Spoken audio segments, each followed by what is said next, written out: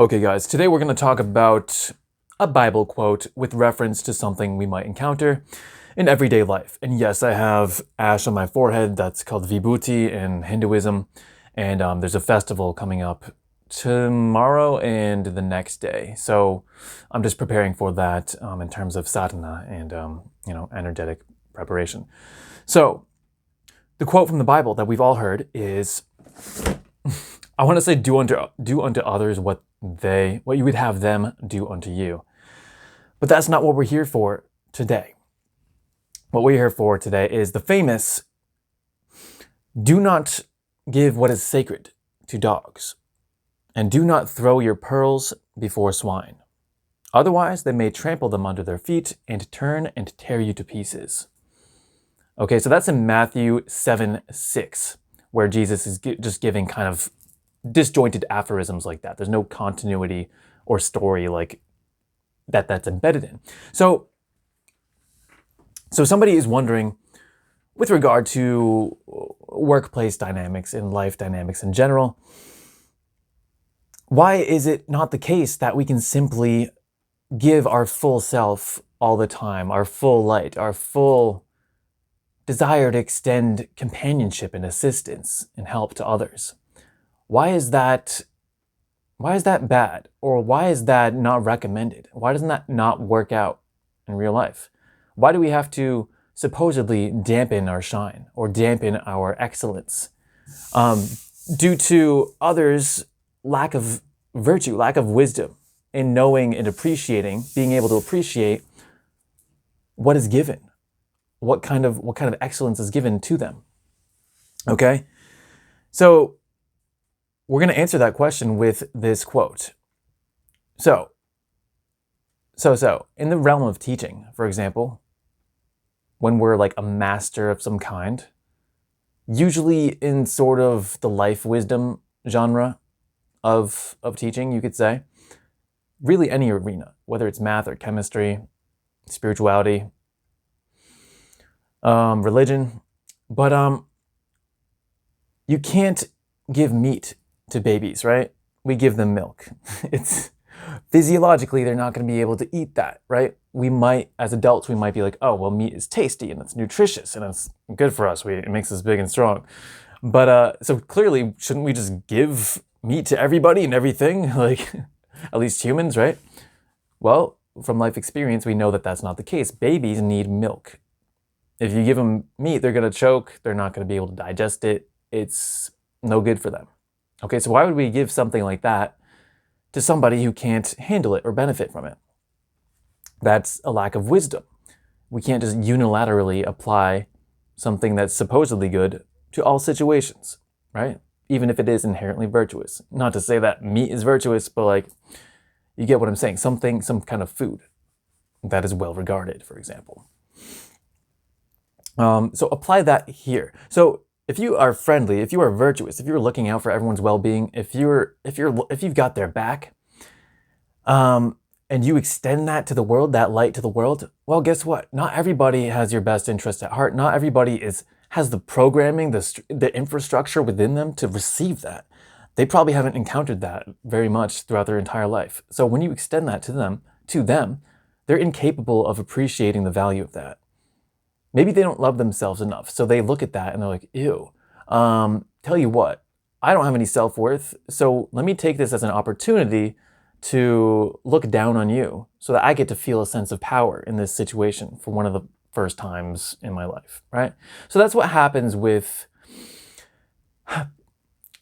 The funny thing is, like, okay, right, we all hear about narcissists, right? And we think that's the big thing. Well, also, you got to look at yourself as someone who's on the victim end of those things. You got to make sure you don't turn and become that yourself, because you can. When there's nice people, when people are nice to you and you've been conditioned by not nice people, well, it's very likely you could become that yourself, because your psyche, like I said, it's been so repressed that the second it sees an opening to feel power itself, it steps up and it tramples on what is virtuous and good. Okay, so don't become that. You still got to audit yourself, even if you're supposedly virtuous, right? Or you know you're a good person. But yeah, not everybody's going to be welcoming to our friendship, to our assistance. So yes, we can't unilaterally apply remedies, so to speak, to every situation. Like, you don't want to give Advil to someone who doesn't need it. Advil's good. It's virtuous, right? So why can't I just give it to everyone I meet? No, you only give the Advil to somebody who needs it, who's in pain, right? So we can take this analogy to the social sphere. Let's say so let's get biblical with this, right? Let's bring it back to the Jesus thing. So there's disciples and there's Pharisees. Okay, so there's adversaries, there's authorities, there's powers, there's people who don't want to like you. There's people who want to use you. They want to, maybe you make them look bad, right? Because you're so good, you're so virtuous and excellent and shiny. They realize, by comparison, how not those things they are. It forces them to see and look at themselves and see that their robes are dirty. They got away with it this whole time because they put themselves in an environment where there's no reflection for that. It's pure domination and power. But here you are, wearing this white robe, and now they're like, ooh, mine is dirty. Let's demonize that thing wearing the white robe, that person. Let's demonize it. Let's make it look bad. Let's kick it out of our synagogue. You know? Maybe that person in the white robe, all they have is love and wisdom and compassion for everyone they meet. But that's not reciprocated. That's not received by everyone. You might be confused about why, and you should be. But still, that doesn't change the reality of it. That not everybody's seeking to receive that, right? So we've got to look out we've got to guard our jewels. We've got to guard our jewels, guys. We can't just throw them willy-nilly at everyone. We can't throw the Advil at everybody. We can't throw the healing remedy at everybody. We can't throw the meat at babies. We've got to use different tools at different times. And that's not taking a hit. That's not dimming ourselves down. Only you can dim yourself down. Your inner light is something that is yours to achieve and yours to keep. You get to keep that in all situations if you learn how to earn that and maintain it. It is a practice. It's spirituality, right? So Yeshua had that. He had that full time. Enlightened beings, they got that full time. Masters, adepts, they've got it most of the time. Right? So you attenuating your discernment in speech and how you express yourself around different people, that's not a hit. That's not taking a hit. That's not compromising. That's not dumbing yourself down. Your light is yours. It's within you. Okay? It's up to others to perceive that and either value it or try to demonize it. Okay? So shine your light on like a village on top of a hill, right? Jesus says that as well. He advocates that. Shine your light. When you light a lamp, you don't put it under a bowl after that, right? You put it out in the open so it can light up the room and benefit people. So they can read their books, their Torah. So they can read their math books, their whatever, romance novels, who cares? Okay, so yeah, shine your light, but be clever as a serpent and as gentle as a dove. He also says that. I forget if it's a serpent or a fox. Either way, like, we get the idea, right? So even to his disciples, he says these two things. They sound like they're contrasting, right? But no, they're not. The inner light, that doesn't change. What you give to others, that needs to be based on wisdom. It needs to be based on what people are worthy and asking for of. Okay, otherwise, you're going to get trampled underfoot. You're going to get backstabbed. You're going to get betrayed. People are going to gossip. Okay, so don't let people have that opportunity. That's not a lack of love. That's just wisdom. That's self-worth.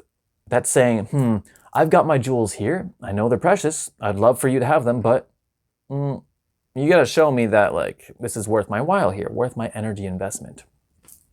Okay, so don't cast them before dogs or swine. This has been long-held principle of teaching throughout the millennia, not only to safeguard yourself as a teacher, but also make sure the people you're cultivating, the disciples, aren't going to go and then you misuse their powers and like go oppress others or harm themselves even. Okay? So where was I? Yeah, you could also think of it as keeping your bread, giving out bread. You only give crumbs to the evildoers, the negative people, right? Only give them crumbs. You don't want them to let them know that you have a loaf of bread in your robe, because they're gonna want to steal it from you immediately. They don't deserve it. They're not worthy. They don't value it. They don't appreciate it. Virtuous people, you can give them a nice handful.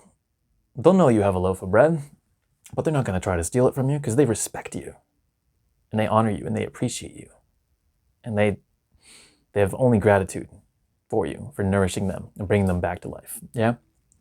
So guys, think of this in terms of disciples and Pharisees. You can use the Bible for an analogy for this. In that world, words matter big time. You can get killed any moment, put in jail by the authorities, right? So that's how we know the fact that that type of context can exist where speech and expression matters so much is a good clue for that we need that quality here in the modern world. We won't get killed per se, depending on where we live, but like we'll still encounter negative side effects. We can still have our lives ruined by unskillful speech and expression here in the modern world. So seek out your allies, seek out your disciples, seek out your kin, and be discerning with what you give to the Pharisees, the adversaries, and the powers that be. All right? I think that's all I got to say. Peace out. I'll see you guys next time. Ram Ram.